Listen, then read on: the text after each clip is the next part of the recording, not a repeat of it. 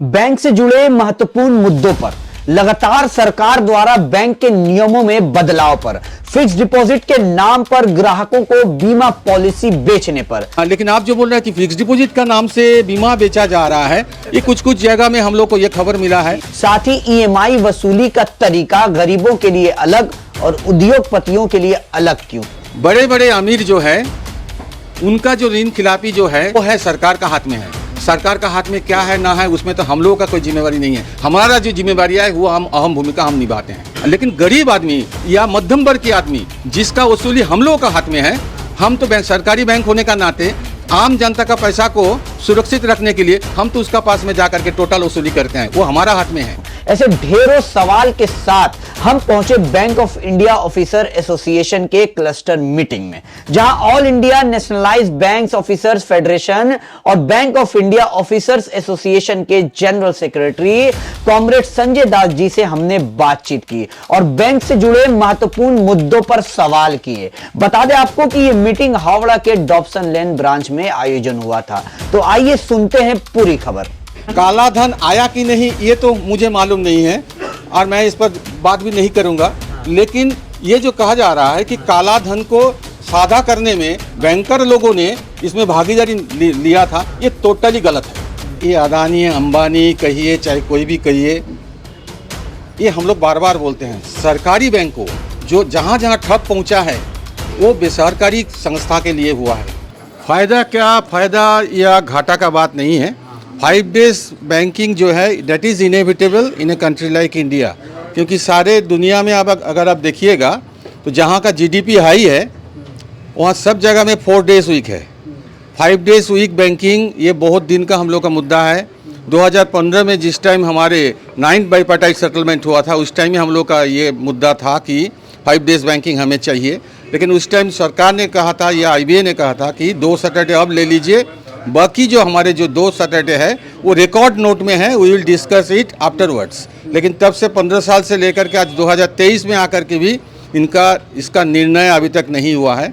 इस बाईपार्टाइट में उन लोगों ने प्रिलिमिनरी जो है ये एमओयू साइन करने का टाइम उन लोगों ने इसको मान्यता दी है और हमें उम्मीद है कि अब तो लागू होनी चाहिए, क्योंकि ये लागू होने से बहुत सारे फ़ायदा होगा। क्योंकि अभी देखिए जो चैनल जो है आपका आईटी सेक्टर का जो डेवलपमेंट हुआ है उसमें बहुत सारे चैनल है। अभी बैंकिंग सेक्टर का 30% काम आपका इंटरनेट बैंकिंग द्वारा होता है। तो अभी जो है 5 days 6 days को चला के कोई फ़ायदा भी नहीं है। उसमें मैन पावर का सेव होता है, बिजली का सेव होता है, फ्यूल का सेव होता है, बहुत सारे सेविंग्स होता है जो कि हमारे देश की संपत्ति है। तो उसको देखते हुए 5 days वीक बहुत ही ज़रूरी है। अब सरकार को इसको मान्यता देना चाहिए। हमें उम्मीद है कि जो फाइनल जो एमओयू साइन होगा उसका पहले ये सरकार इसको मान्यता दे देंगे। सर, देखा जा रहा है सरकारी बैंक्स में आजकल बीमा पर ज़्यादा लोग जो एम्प्लॉयज़ है या कर्मचारी हैं वो बीमा पॉलिसी को बेच रहे हैं फिक्स डिपॉजिट के नाम पर। इसको कैसे देखते हैं सर, कितना लाभ मिलता है इससे सर? देखिए ये तो ज़माना चेंज हुआ ना। पहले देखिए कोई जो दुकान में दुकान में सिर्फ किराए का सामान बेचता था, होशियारी का सब में जाते तो सिर्फ होशियारी का सामान मिलता था। कॉटन गारमेंट्स का दुकान में सिर्फ कॉटन गारमेंट्स ही मिलता था। लेडीज़ का अगर कोई गारमेंट्स है तो उसमें सिर्फ लेडीज़ का ही मिलता था।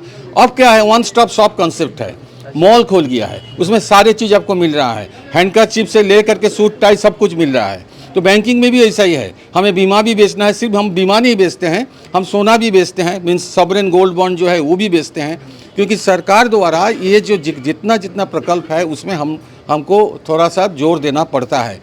ये जो आप जो कह रहे हैं कि बीमा बेचते हैं, बीमा देखिए ये जो बीमा जो बेचा जा रहा है, एक कंपनी है 2 कंपनियाँ जिसका साथ हमारे बैंक का टाई अप है। लेकिन आप जो बोल रहे हैं कि फिक्स डिपॉजिट का नाम से बीमा बेचा जा रहा है, ये कुछ जगह में हम लोग को ये खबर मिला है, संवाद माध्यम में भी आया है। लेकिन इसमें हम लोग निगरानी रख रहे हैं। सारे लोगों को ये बोला जा रहा है कि आप इसको मत कीजिए।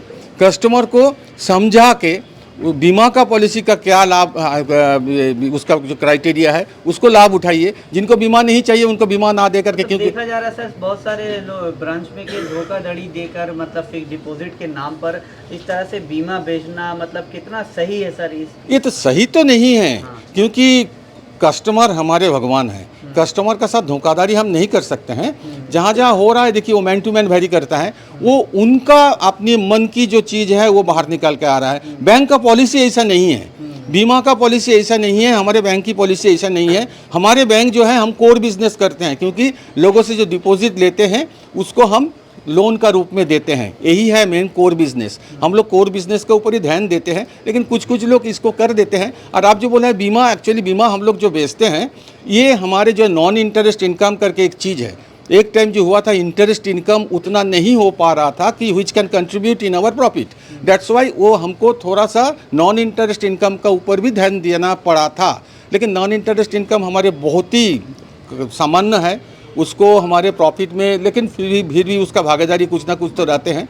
लेकिन हम चाहते हैं कि सबको हम लोग यही बोलते हैं कि बिना समझा के कस्टमर को ये बीमा पॉलिसी मत बेचिए, फिक्स डिपॉजिट का नाम से मत बेचिए। इसका ऊपर हम लोग निगरानी रख रहे हैं। हमारे जो संगठन है ऑफिसर्स एसोसिएशन, उससे भी हम लोग निगरानी रख रहे हैं, सबको माना भी कर रहे हैं। 2 4 5 कुछ ब्रांच में हो रहा है, वो उनका थोड़ा सा जो मन में जो है उस वही चीज़ है, लेकिन वो पॉलिसी या बैंक का पॉलिसी ऐसा नहीं है। बैंक भी इसको या रिजर्व बैंक ऑफ इंडिया भी इसको इसका अगेंस्ट में बताते हैं। रिजर्व बैंक ऑफ इंडिया का क्लियर कट सर्कुलर है, बैंक का भी क्लियर कट सर्कुलर है। अगर किसी को देखा जाएगा कि वो बिना समझा के कस्टमर को गलत सलत बेच रहे हैं तो उनका अगेंस्ट में कड़ी कार्रवाई होती है, और कड़ी कार्रवाई होगी भी। हम हर मीटिंग में भी बोलते हैं, लेकिन हमें उम्मीद नहीं है कि कोई जानबूझ करके इस तरह का करते हैं। अच्छा सर, एक सवाल ये भी है कि नोटबंदी पर निपेंद्र मिश्रा जो फॉर्मर प्रिंसिपल ये थे, सेक्रेटरी थे प्राइम मिनिस्टर ऑफ इंडिया के, उन्होंने एक बड़ा बयान दिया है कि नोटबंदी देश के लिए बहुत मतलब महत्वपूर्ण, बहुत अच्छा साबित हुआ है। इसको कैसे देखते हैं? नोटबंदी अच्छा बड़ा चीज़ साबित हुआ कि नहीं साबित हुआ वो तो मैं कहने नहीं जाऊँगा। देखिए, कोई सरकार भी कोई अगर प्रकल्प को लाते हैं, कोई मुद्दा को सामने लाते हैं, हम जो सरकारी बैंक के जो कर्मचारी है जी जान लगा के उसको काम करते हैं। जब जिस टाइम नोटबंदी का सिद्धांत लिया गया था सरकार की ओर से, हम भी सोचे थे कि ये देश के लिए फ़ायदेमंद है, देश के बहुत लोगों को भी फ़ायदा होगा। इसीलिए हम लोग रात भर काम करके उसको साकार करने का कोशिश किया था। उसका बाद क्या नतीजा निकला वो तो मैं नहीं कहूँगा, लेकिन हमारे पक्ष में हम जो सरकारी बैंक वाले जो काम किया था उसको बढ़ावा हमारे प्राइम मिनिस्टर भी दिए हैं, देश में भी दिए हैं, बाहर में जाकर के भी दिए हैं। आपको याद है उन्होंने कहा था कि मुझे ये पता नहीं था जो बैंकर लोग या खास करके उनका जो रिटायर्ड लोग है वो आकर के दिन भर काम करके कैसे ये प्रकल्प को साकार किया है। मैं उनको सबको बधाई देता हूं, मैं उन सबको नमन करता हूं। हमारे प्रधानमंत्री भी इसको स्वीकार किए थे। उसका बाद में कोई अगर कुछ कहे उसके लिए हम बैंकर जिम्मेवारी नहीं है, सरकार भी जिम्मेवारी नहीं है,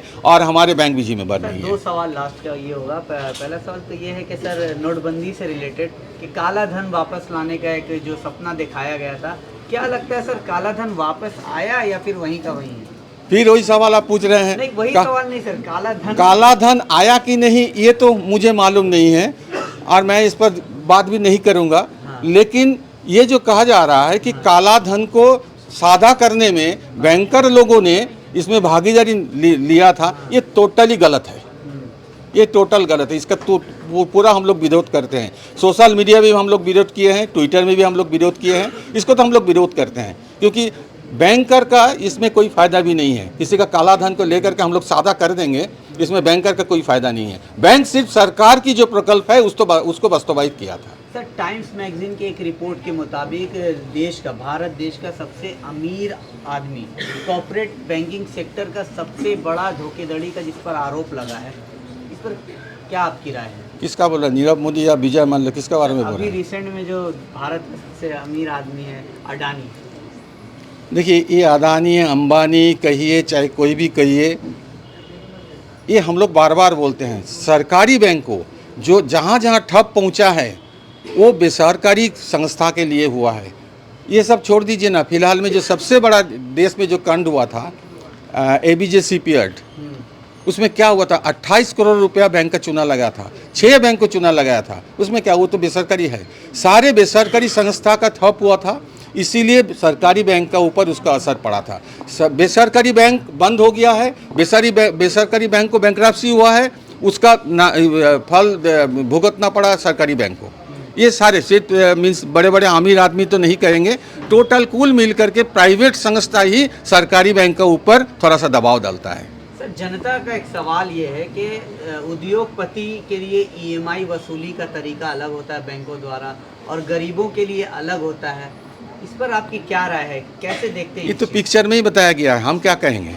हाँ, गरीब आदमी का ऊपर देखिए, बड़े बड़े अमीर जो है उनका जो ऋण खिलाफी जो है उसको थोड़ा सा मीन्स वसूली के लिए सरकार द्वारा बहुत सारे मॉडल लागू किया गया था। S4 मॉडल से लेकर के बहुत सारे मॉडल लागू किया गया था, जिसमें हेयर कट करके एक टर्मिनोलॉजी आया था, जो 100 रुपये का आप 10 रुपये में दे दीजिए, आपका बैंक का खाता से आपका नाम मिट जाएगा।